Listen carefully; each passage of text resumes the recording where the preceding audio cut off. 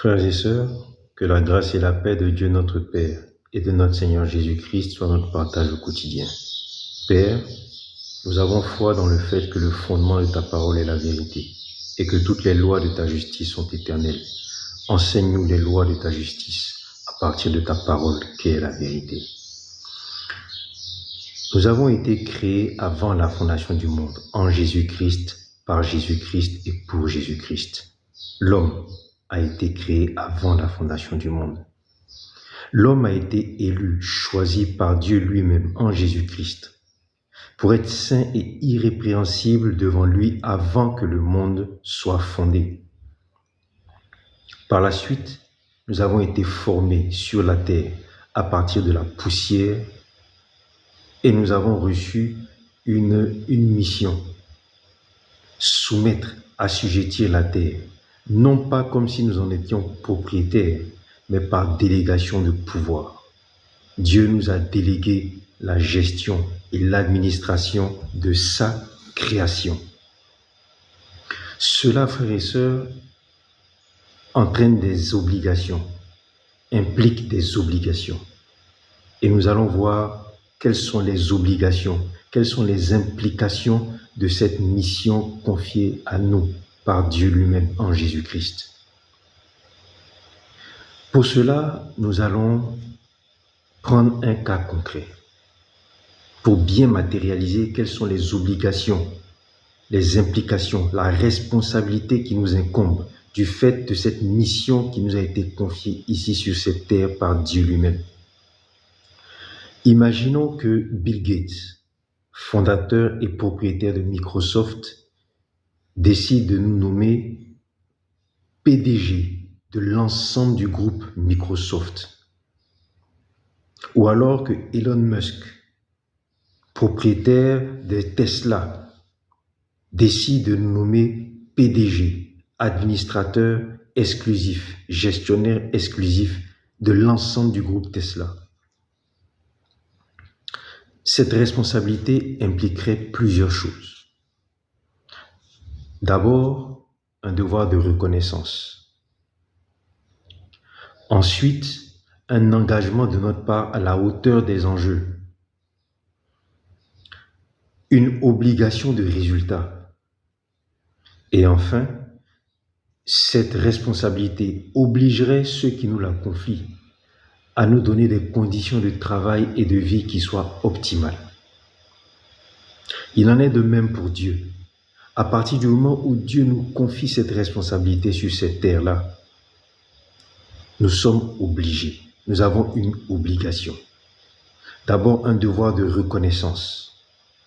Ensuite, un engagement de notre part qui soit à la hauteur des enjeux. Une obligation de résultat. Et Dieu lui-même, du fait de la responsabilité qu'il nous confie, doit nous garantir des conditions de vie et de travail qui soient optimales. Nous allons voir ça à partir de la parole. Dieu nous a confié une responsabilité. De la même façon que Bill Gates, par exemple, nous confie la gestion, l'administration de l'ensemble du groupe Microsoft International. La première obligation que nous aurions serait d'abord une obligation de reconnaissance. Nous partirions vers nos proches, vers les membres de nos familles, pour annoncer la bonne nouvelle.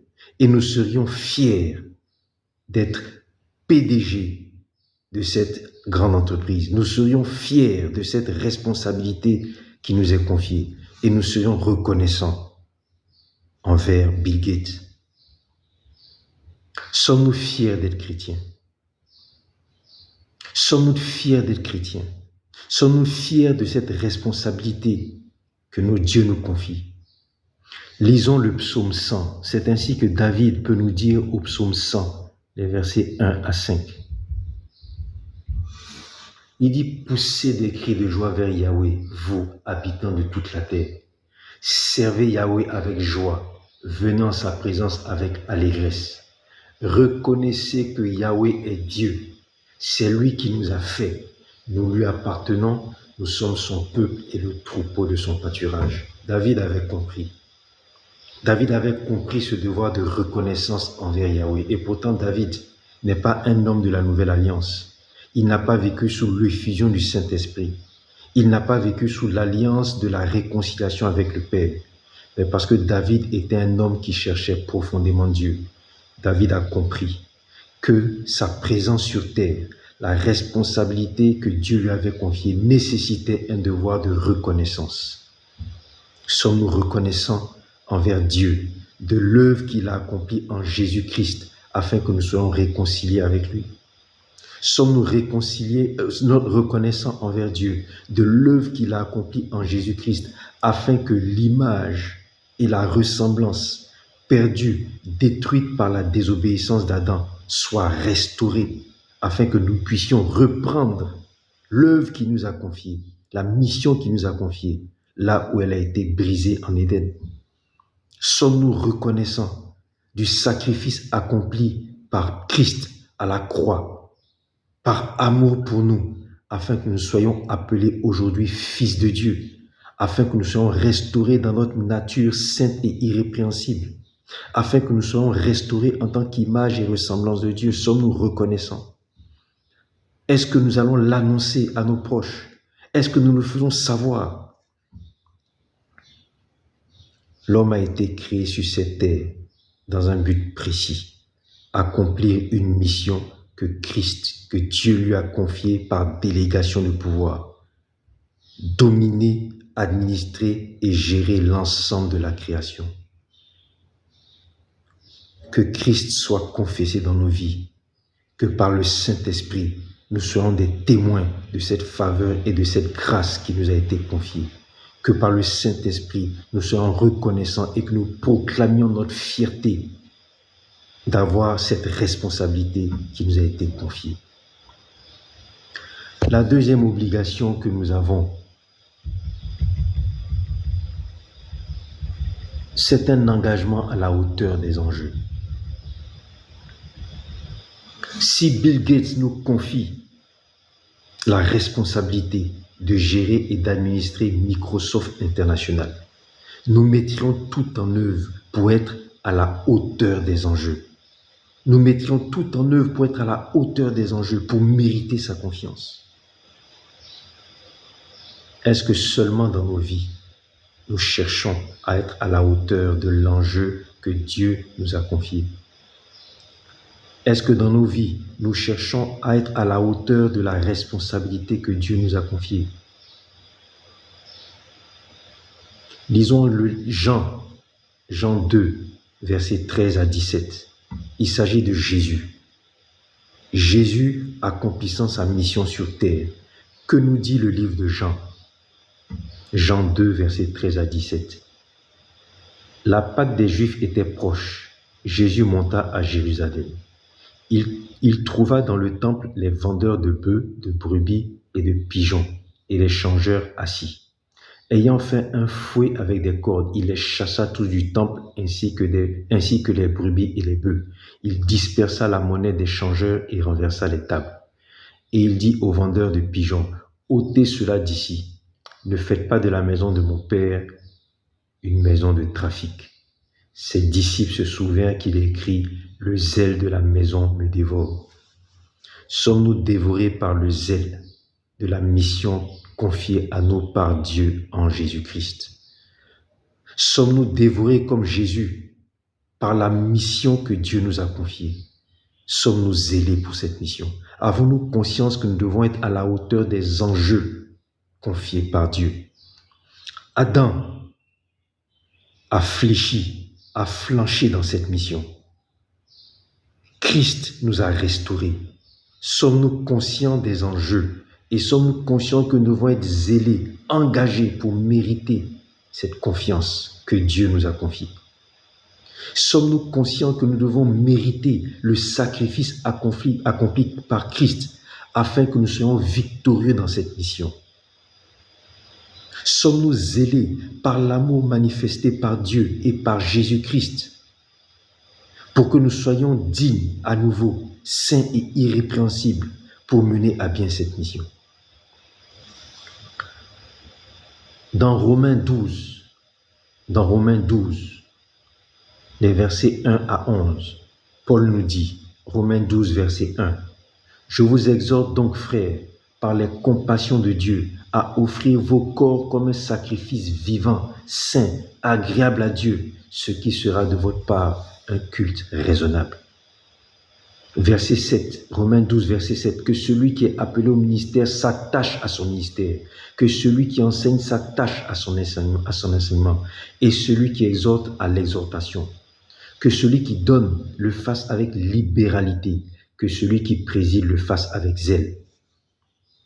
Frères et sœurs, la mission qui nous a été confiée implique de notre part une obligation de zèle, une implication à la hauteur des enjeux qui nous sont confiés.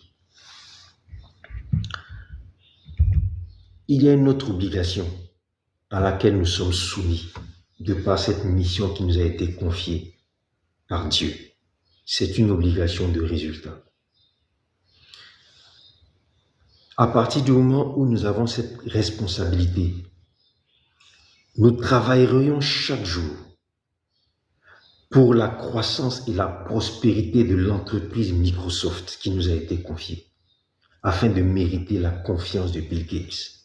Chaque jour, nous travaillerons d'arrache-pied pour mériter sa confiance et faire grandir l'entreprise. Dans 1 Corinthiens 9, les versets 25 à 27, que nous dit Paul? Paul dit, 1 Corinthiens 9, versets 25 à 27, « Tous ceux qui combattent s'imposent toute espèce d'abstinence, et ils le font pour obtenir une couronne corruptible. Mais nous, faisons-le pour une couronne incorruptible. » Verset 27, « Moi, Paul, je traite durement mon corps, et je le tiens assujetti, de peur d'être moi-même rejeté après avoir prêché aux autres. » Paul nous dit ici que toute personne qui est en compétition, toute personne qui a un engagement, toute personne qui est confrontée à des enjeux s'impose toute espèce d'abstinence et le fait pour obtenir une couronne corruptible. Mais nous, la mission qui nous a été confiée est couronnée d'une couronne incorruptible. Frères et sœurs, nous luttons et nous nous battons pour un enjeu dont la couronne est incorruptible. Avons-nous conscience que nous avons une obligation de résultat et que nous devons travailler en nous imposant toute espèce de discipline pour être dignes de la couronne incorruptible à laquelle nous sommes destinés? Le même Paul, dans Philippiens 3, au verset 14, dit « Je cours vers le but pour remporter le prix de la vocation céleste de Dieu en Jésus-Christ. Je cours vers le but pour remporter le prix de la vocation céleste de Dieu en Jésus-Christ. » Paul accomplit sa mission dans le but d'obtenir, de remporter le prix de la vocation céleste de Dieu en Jésus-Christ. Paul nous dit qu'il accomplissait sa mission dans le but d'obtenir une couronne incorruptible. Il en est de même. Si nous avions la responsabilité de gérer Microsoft International, chaque jour nous courrions pour obtenir la confiance et le mérite de Bill Gates. Deuxièmement, nous chercherions chaque jour à connaître la volonté de Bill Gates, ses plans, ses projets, ses ambitions pour Microsoft, afin de les mettre en pratique. Afin de les mettre en pratique pour que l'entreprise évolue selon la vision de Bill Gates. Nous chercherions à connaître sa vision, ses buts, ses ambitions, afin que le développement de l'entreprise corresponde à cela. Nous avons donc cette obligation vis-à-vis de Dieu, de chercher sa volonté afin de mener à bien cette mission. Qu'est-ce que Paul nous dit dans Romains 12, 1 et 2? Paul nous dit, Romains 12, 1 et 2, « Je vous exhorte, frères, à offrir vos corps comme un sacrifice vivant. Ne vous conformez pas au siècle présent, mais soyez transformés par le renouvellement de l'intelligence, afin que vous discerniez quelle est la volonté de Dieu, ce qui est bon, agréable et parfait. » Romains 14, versets 7 à 9. En effet, nul de nous ne vit pour lui-même, et nul ne meurt pour lui-même. Car si nous vivons pour le Seigneur. Si nous mourrons pour le Seigneur. Soit donc que nous vivions, soit que nous mourions, nous sommes au Seigneur. Car Christ est mort et il a vécu afin de dominer sur les morts et les vivants. Paul traduit bien ici ce que nous ferions pour une entreprise de la taille de Microsoft International. Chaque jour, nous vivrions pour que cette entreprise prospère. Nous serions déterminés à vivre pour que la volonté, la vision de Bill Gates soit matérialisée au travers de la croissance de l'entreprise. C'est ce que Paul dit. Il dit soit que nous vivions, soit que nous mourions. C'est pour le Seigneur. Si nous mourons pour le Seigneur. Si nous vivons pour le Seigneur. Alléluia.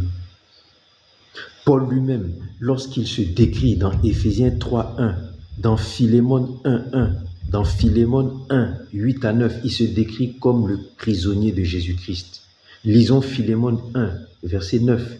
Il dit « Cependant, je te prie, Philémon, étant ce que je suis, Paul, avancé en âge et même actuellement prisonnier de Jésus-Christ, au nom de l'amour. » Paul s'est tellement engagé à marcher dans la volonté de Dieu qu'il s'est retrouvé aujourd'hui et se décrit lui-même comme étant un prisonnier de Jésus-Christ. Nous serions, nous, prisonniers de la vision et de la volonté de Bill Gates pour son entreprise, tellement les enjeux seraient importants. Alléluia. Et bien sûr, nous serions soumis à une obligation de rendre des comptes. C'est ce que Jésus-Christ nous explique dans le fameux passage de Matthieu 25, versets 14 à 18. Il dit, Matthieu 25, verset 14, « Il en sera de même comme d'un homme qui, partant pour un voyage, appela ses serviteurs et leur remit ses biens. Il donna 5 talents à l'un, 2 à l'autre et un au troisième, à chacun selon sa capacité, et il partit. Dès que l'homme est parti, il n'avait plus de prise sur la gestion et l'administration de ses biens, mais c'était ses biens.